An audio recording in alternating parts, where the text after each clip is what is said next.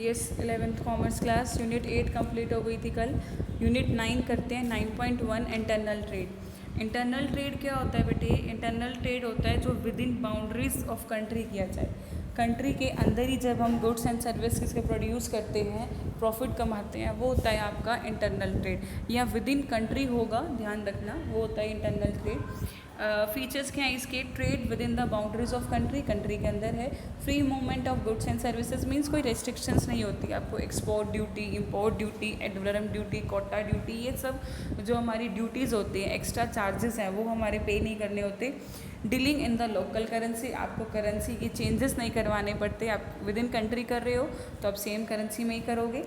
Special act to settle the dispute, इसको संभालने के लिए हमारे अलग से एक्ट होते हैं, ठीक है। इंटरनल ट्रेड को संभालने, like sales of goods act 1930 ये संभालते हैं। अच्छा, इंडस्ट्रीज़ में कर रहे हो तो इंडस्ट्रियल डिस्प्यूट एक्ट 1947 ये संभालते हैं। फैक्ट्री में कर रहे हो तो फैक्ट्रीज एक्ट 1948 संभालते हैं। कंज्यूमर का है तो कंज्यूमर प्रोटेक्शन एक्ट है 1986 ये संभालते हैं। मीन्स ऐसे एक्ट हैं जो हमारे इंडिया की हैं और उसको हम, कोई भी प्रॉब्लम होती है तो उसको हम सॉल्व कर सकते हैं। Types of internal trade, types आता है on the basis of relationship, on the basis of level, on the basis of quantity. First आता है on the basis of relationship, कैसा है? फर्स्ट इज आता है डायरेक्ट ट्रेड। डायरेक्ट ट्रेड क्या होता है? जो हमारा सीधा हो, मीन्स विदाउट एनी होलसेलर हो, ठीक है। यहाँ पर हम इंटरमीडिएरी की बात नहीं करेंगे, हम डायरेक्टली उसको सेल कर रहे हैं, ठीक है। ठीक है, जैसे हम, एक होता है प्रोड्यूसर, आप डायग्राम में देखो, एक होता है प्रोड्यूसर, फिर वो इंटरमीडिएरी का यूज़ कर रहा है, होलसेलर का, शॉपकीपर का, देन वो कस्टमर को दे रहा है। बट यहाँ एक्चुअली नहीं है, यहाँ सीधा जब मैन्युफैक्चरर सीधा कंज्यूमर से लिंक बनाता है, उसको सेल करता है, वो होता है हमारा डायरेक्ट ट्रेड, ठीक है। Without the intermediaries that are known as the direct trade. Advantages क्या है? No artificial scarcity of goods, यहाँ आर्टिफिशियल वर्क नहीं होता। यहाँ पे कोई भी हम ये होता कि हाँ भाई गलत तरीके से काम करना है, कमी रह गई तो हम आर्टिफिशियल क्रिएट कर सकते हैं, no. Receipt of the original goods by the consumer, manufacturer खुद दे रहा है, खुद बना के दे रहा है तो ओरिजिनल गुड्स से मिलता है, डुप्लीकेशन का फैक्ट नहीं होता। या कई बार क्या होता है, जैसे ब्लैक मार्केट में, कोई भी मार्केट होती है उसमें हम मैन्युफैक्चरर कुछ और बनाता है, कुछ ना कुछ चेंजेस कर दे देते हैं, तो यहाँ पे कोई भी मिलावट, अडल्ट्रेशन नहीं होती है।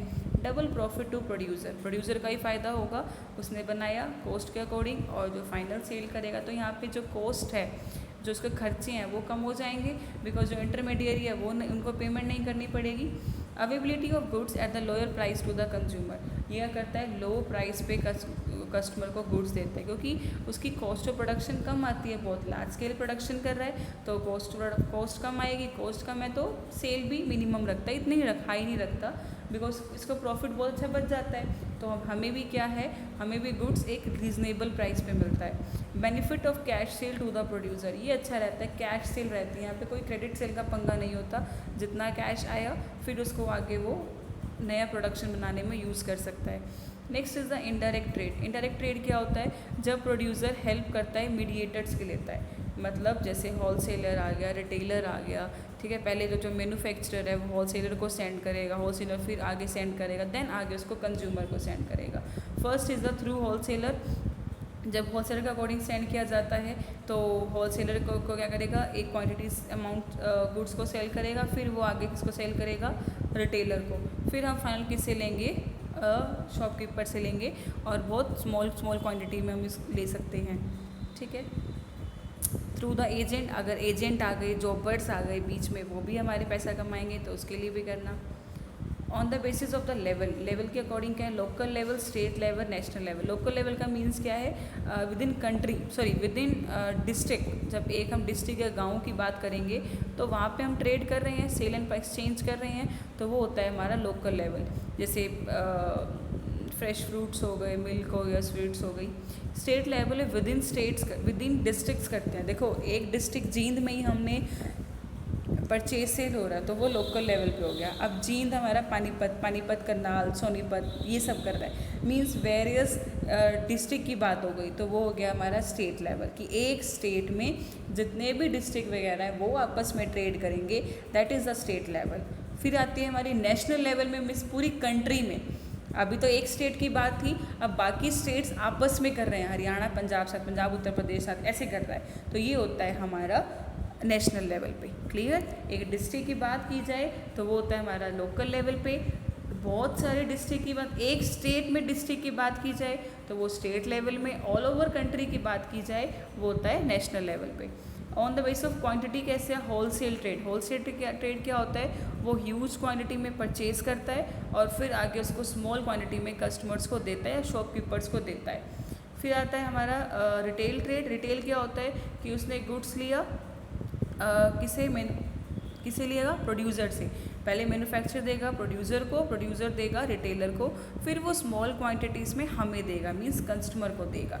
तो अलग टाइप के गुड्स से डील करता है, अलग अलग क्वांटिटीज़ में लेता है ये। Next is the main documents of internal trade. क्या क्या यूज़ करते हैं इंटरनल ट्रेड के लिए? First is invoice. इनवॉइस होता है for credit purchase, cash purchase के लिए यूज़ नहीं होता।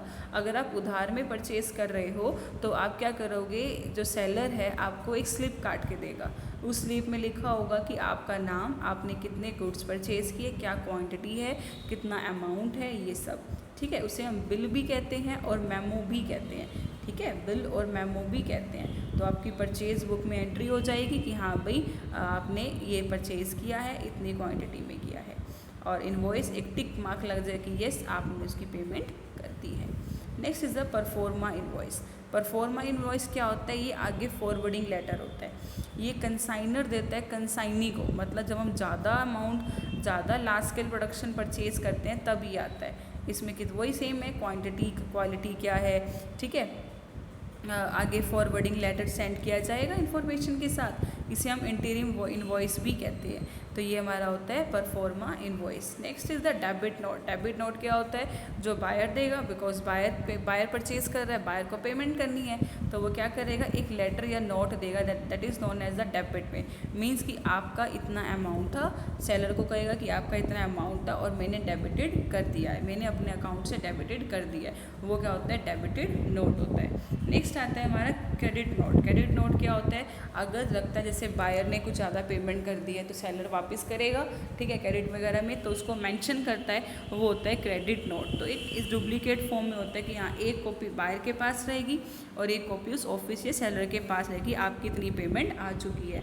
लोरी रिसिप्ट, ये होता है कि फ्रेट वगैरह, भाड़ा वगैरह, जब हम एक प्लेस से दूसरे प्लेस पे गुड्स को ट्रांसफ़र करते हैं, जो भाड़ा होता है ना, फ्रेट ऑक्ट्रॉय वगैरह होते हैं, उसे हम कहते हैं लोरी रिसिप्ट। ये कौन करता है? Transport company. अब मान लो एक स्टेट से दूसरे स्टेट में गुड्स मंगवाने हैं तो ट्रांसपोर्ट कंपनी पास हम जाएंगे, वो हमें क्या कहेगा, आपका इतना भाड़ा बन गया, तो वो हमें एक रिसिप्ट काट के देगा, उसे हम बोलते हैं लोरी रिसिप्ट। ठीक है, या ट्रांसपोर्ट रिसिप्ट भी बोल सकते हो, बिल्टी भी बोल सकते हो कि हाँ भी इतना आपका बन गया, फिर आपको वो कर देगा, आपके पास गुड्स आ जाएगा और आपकी वो स्लिप कैंसिल हो जाएगी। फिर आता है रेलवे रिसिप्ट, जब हम रेलवे में करते हैं, through the railway. Terms of trade first आता है COD, कैश ऑन डिलीवरी, आप कैश के फॉर्म में ट्रांजैक्शन कर सकते हो। ठीक है, free on board and free on the rail, कि रेल के अकॉर्डिंग सेलर बाय का कॉन्ट्रैक्ट होता है, जितने भी एक्सपेंसेस बनेंगे वो हमारा शिप वगैरह का वो सेलर पे करेगा। CIF cost insurance freight, means एक टर्म बना के रखना कि इतना प्राइस ऑफ गुड्स की, सिर्फ कॉस्ट ऑफ गुड्स को नहीं बल्कि इंश्योरेंस फ्रेट चार्जेस भी पे करना। EOE error and the omission expected, भाई कितनी कमियां निकल रही हैं, कोई गलती तो नहीं होगी, ट्रांसफ़र नहीं हुआ, कौन सा कैश मेमो कट चुका है, तो इन सब के बारे में स्टडी करना। 9.1 कंप्लीट हो गई है, so please write in fair notebook and learn also.